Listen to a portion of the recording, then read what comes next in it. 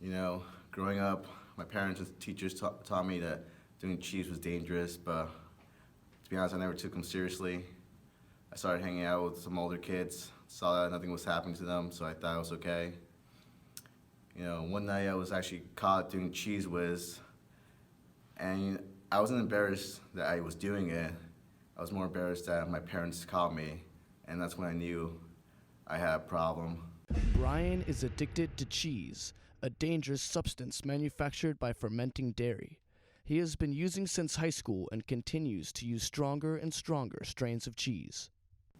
Started off with American cheese, moved on to provolone, did some blue cheese for a while, and I'm kind of stuck now on some mild cheddar.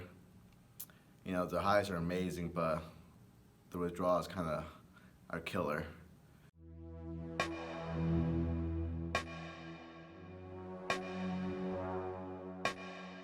Brian's cheese tolerance is now so high that he must consume dangerous levels of fermented dairy in order to avoid crippling withdrawals.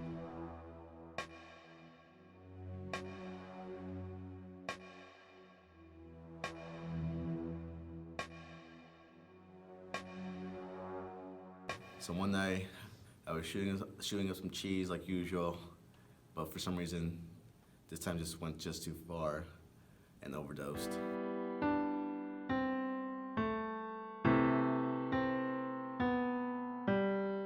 I woke up in the hospital, handcuffed.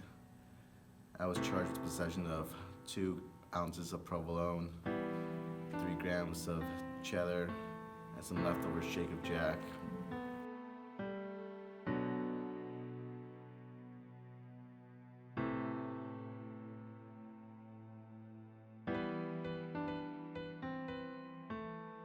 The judge gave me 2 options, either go to jail or rehab. And you know, I guess the choice was obvious. My family's concerned about me, you know, family and friends, my family and friends are concerned about me. To be honest, I think it's normal. I'm just trying to have some fun here. And from there on, my family convinced me to go into rehab. For Brian and many addicts like him, rehabilitation won't be easy. He has a long and tough road ahead of him on the way to recovery. Even after overcoming his addiction, Brian's cheesy past will continue to follow him throughout his life.